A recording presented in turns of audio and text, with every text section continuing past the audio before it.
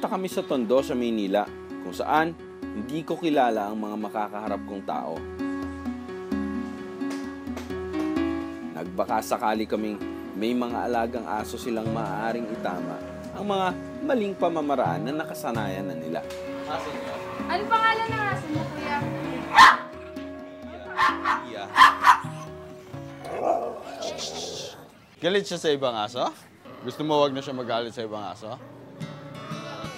Gagawin ko ngayon sa harap mo. Pero ng leash ko.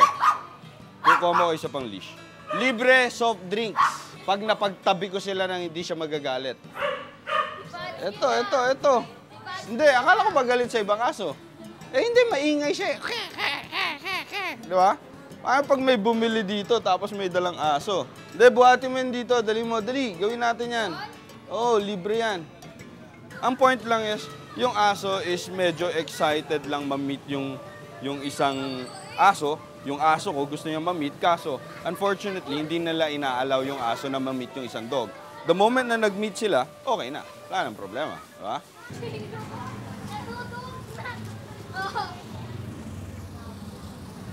Oo. Eh, malandi po yan eh. Eh, malandi talaga yan. Pag nakakasa. Babae ba yan? Oo.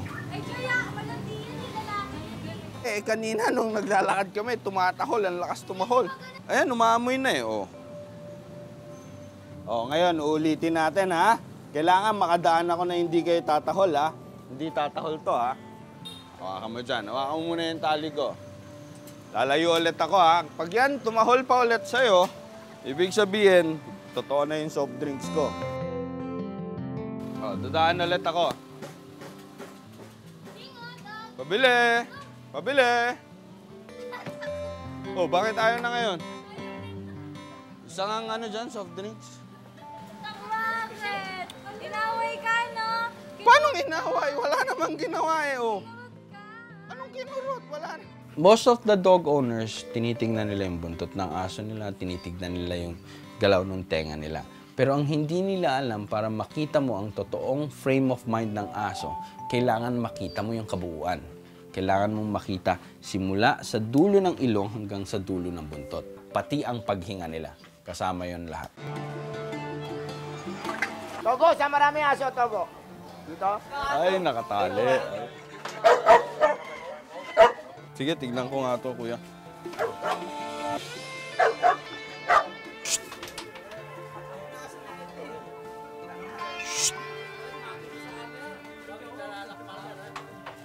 Ayan na, umamoy na. Lumabas na. Come here. Dito ka. Hindi, okay lang yan. Hindi, come here. Come here. Labas. Let's go. Let's go out. Eh wala na, ayun, umamo na nandun na sa gilid. Wala na. Humiga na sa gilid eh. Labas mo lang dito, kuya. Hindi, mabait naman eh. Sanay sa tao. Ayan o, umaamoy eh. Come on. Bait eh, ayaw mo na eh. Hindi, nagagalit lang siya pag nandun siya dun sa loob. Doon lang siya tumatahol. Kasi parang teritoryo niya yun. Pero kung nandito, dahil may mga nagpupul dito, sanay na sanay ito.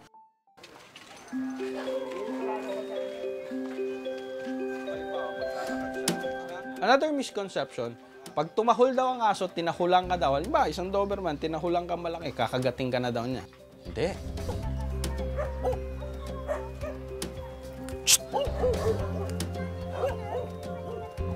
Makikita mo yun sa intensity. Okay? Sa intensity kung sobrang bilis nung tahol, tapos nagpapakita na siya ng ngipin. Okay?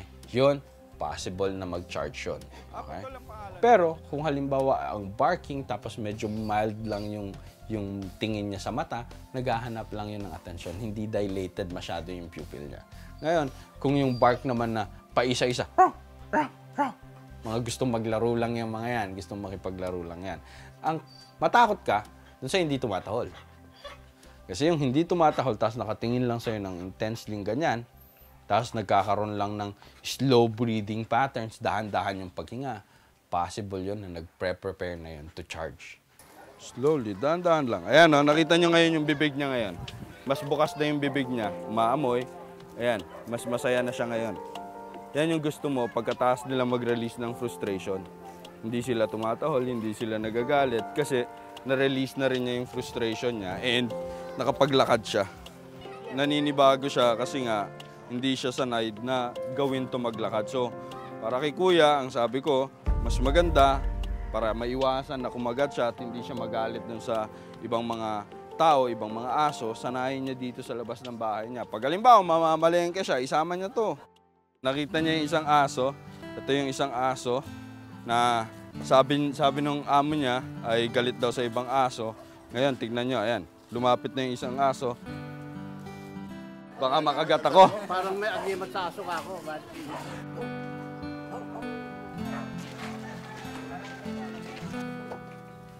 Sige, lagay mo lang dun sa...